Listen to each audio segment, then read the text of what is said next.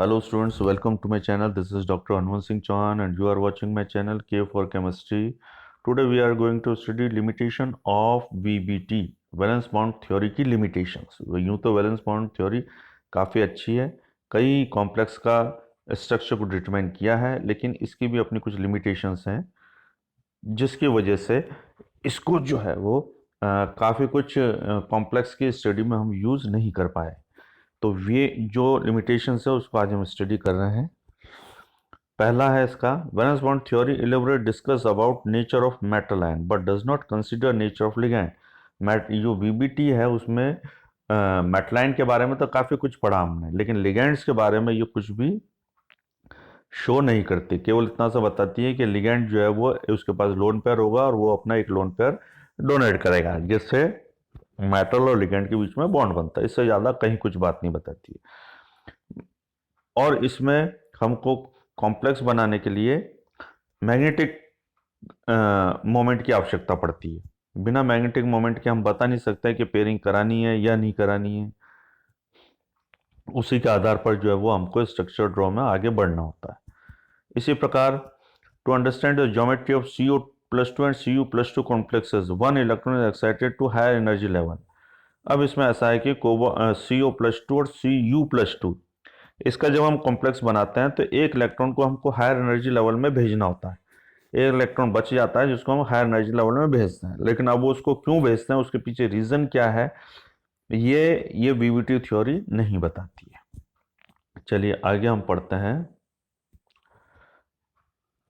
This theory cannot explain the distortion of structure but octahedral complexes of Cu+2 and Ti+3 are distorted from normal structure.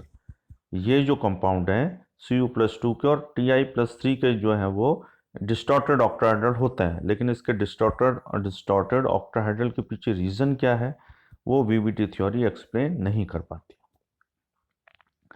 ये theory ये भी explain नहीं कर पाती है कि कुछ मेटल जो है वो किसी के साथ स्ट्रॉन्ग लिगेंड फील्ड कॉम्प्लेक्स बनाते हैं, किसी के साथ वीक लिगेंड फील्ड कॉम्प्लेक्स बनाते हैं, या किसी के साथ इनर ऑर्बिटल कॉम्प्लेक्स बनाते हैं, या किसी के साथ आउटर ऑर्बिटल कॉम्प्लेक्स बनाते हैं. ये भी एक्सप्लेन नहीं कर पाती. This theory was not able to justify that why metal ion forms inner orbital complexes with some ligand and outer orbital complex with some ligand. कोई भी मेटल आयन है, किसी के साथ तो आउटर ऑर्बिटल कॉम्प्लेक्स बना रहा है, किसी के साथ इनर ऑर्बिटल कॉम्प्लेक्स बना रहा है, इसको एक्सप्लेन नहीं कर पाती है. ये थ्योरी ये भी एक्सप्लेन नहीं कर पाती है कि जो D8 विन्यास वाले हैं वो 5 कोऑर्डिनेट नंबर उनका कैसे एक्सप्लेन किया जाए. This theory was not able to explain the behaviour of complexes of metal ion having D8 configuration with 5 coordination number. D8 विन्यास वाले 5 कोऑर्डिनेशन नंबर वाला कॉम्प्लेक्स कैसे बनाएंगे, इसको ये क्लेरिफाई नहीं कर पाती. ये थ्योरी ये भी क्लेरिफाई नहीं कर पाती है कि कोई जो कंपाउंड है वो किस प्रकार हम उसको कहें कि ये जो है वो आयनिक नेचर का है या ये कोवलेंट नेचर का है, किस आधार पर कहें, ये भी इस बात को एक्सप्लेन नहीं कर पाती है. तो इस तरह से इसके अंदर कई बातें हैं जो वीबीटी जिन बातों को एक्सप्लेन नहीं कर पाती है. तो इसलिए इसको हम कुछ समय के लिए छोड़कर फिर हमको आगे स्टडी करनी होती है एमओटी थ्योरी, क्योंकि किसी भी थ्योरी में थोड़ी बहुत शॉर्ट कमिंग्स तो होती हैं. उसी के आधार पर हम आगे की स्टडी करते हैं. आगे के मॉलिक्यूल्स को स्टडी करने के लिए फिर नई थ्योरी को हमको समझना होता है. इसके बाद एक अपना पॉइंट है chelate and chelate effect. Chelate और किलेट इफेक्ट के बारे में यह है कि कोई भी लिगैंड जब मेटल आयन के साथ बॉन्ड बनाता है तो लिगैंड के अंदर एक डोनर एटम होता है, एक या दो जैसा भी डोनर एटम होता है. वो डोनर एटम अपना एक लोन पेयर मेटल आयन को देता है. मेटल आयन को देने से एक बॉन्ड बनता है, तो इससे वो जो लिगैंड है वो मेटल आयन के साथ जुड़ जाता है. तो अगर एक डोनर एटम है उसके पास लिगैंड के पास, तो उससे अपन कहेंगे मोनोडेंटेट, कि उसको मोनोडेंटेट. अगर एक लिगैंड के पास दो डोनर एटम है और दोनों को एक साथ यूज कर रहा है मेटल के साथ लिगैंड बनाने के लिए, तो उसको बाइडेंटेट कहेंगे. ऐसे ट्राइडेंटेट और ऐसे ही पेंटाडेंटेट, हेक्साडेंटेट होता है. जैसे ईडीटीए जो है वो हेक्साडेंटेट है. ईडीटीए का जो स्ट्रक्चर है, एक मॉलिक्यूल है उसमें 6 डोनर एटम है, तो वो 6 डोनर एटम एक साथ मेटल आयन के साथ बॉन्ड बनाता है, तो वो हेक्साडेंटेट हो गया। जैसे CN है, ये है मोनोडेंटेट है। इथाइलिन डाइएमीन EN, ये है बाइडेंटेट है। तो ये जो है वो दो डोनर एटम्स है मेटलाइन के साथ जुड़ता। इस तरह से इथाइलिन डाइमीन का स्ट्रक्चर हमने बना ही रखा है, NH2 CH2 CH2 NH2। ये कॉपर के साथ दो डोनर एटम से जुड़ा हुआ है, दोनों N है, एक एक लोन पेयर दिया और जुड़ गया। तो यहाँ हमारा ये कहना है कि मोनोडेंटेट जो है केवल एक ही बॉन्ड बनाता है। मोनोडेंटेट के अलावा जितने भी हैं, बाइडेंटेट, ट्राइडेंटेट, हेक्साडेंटेट, पेंटाडेंटेट, तो ये सारे जो लिगेंड हैं वो जब भी मेटलाइन के साथ कॉम्प्लेक्स बनाएंगे तो हमेशा इनके बीच में एक रिंग बन जाएगी।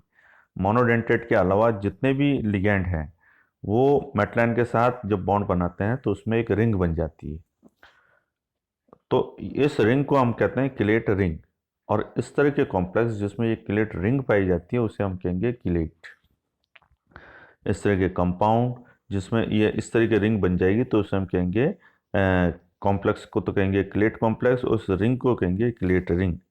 अब इसका बेनिफिट ये होता है कि अगर मोनोडेंटेट है तो उसमें अगर एक ही बॉन्ड होगा तो उस बॉन्ड को अगर हमको तोड़ना है तो वो एक बॉन्ड को तोड़ना आसान रहता है।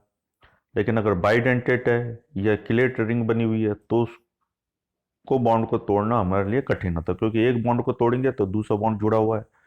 जब वो दूसरे बॉन्ड को हम तोड़ने को कोशिश करेंगे तो पहला बॉन्ड वापस जुड़ जाएगा, फिर हम पहले बॉन्ड को तोड़ेंगे तो दूसरा बॉन्ड वापस जुड़ जाएगा। तो हमको इस पूरे लिगेंड को हटाने के लिए एक साथ दोनों बॉन्ड को तोड़ना जरूरी होता है और उसके लिए ज़्यादा एनर्जी की आवश्यकता होती है। तो इस प्रकार जिसमें क्लेट रिंग होती है वो कॉम्प्लेक्स उन कॉम्प्लेक्स से ज़्यादा स्टेबल होते हैं जिसमें क्लेट रिंग नहीं होती। तो इसलिए हम कहते हैं क्लेट रिंग वाले जो कॉम्प्लेक्स हैं वो ज़्यादा स्टेबल होते हैं। इसी को अपन कहते हैं क्लेट इफेक्ट। क्लेट रिंग होने के कारण उनकी स्टेबिलिटी बढ़ जाती है। और इसमें भी अगर किसी कॉम्प्लेक्स में क्लेट रिंग की संख्या ज़्यादा है तो उसकी स्टेबिलिटी इंक्रीज होगी। किसी में दो रिंग है, किसी में एक रिंग है, तो जिस पास दो रिंग है उसकी स्टेबिलिटी बढ़ जाएगी इस तरह से। और क्लेट रिंग में भी अगर ज़्यादा मेंबर्ड रिंग वाले होंगे तो उसकी स्टेबिलिटी ज़्यादा होगी। जैसे माना किसी में 6 मेंबर्ड रिंग है, किसी में 5 मेंबर्ड रिंग है, तो 6 मेंबर्ड रिंग वाला जो कॉम्प्लेक्स है उसकी स्टेबिलिटी ज़्यादा होगी। 5 मेंबर्ड रिंग वाला जो क्लेट कॉम्प्लेक्स है उसकी स्टेबिलिटी कम होगी। तो इसे हम कहते हैं chelate effect. Thank you very much. आज के टॉपिक में बस इतना ही स्टूडेंट्स।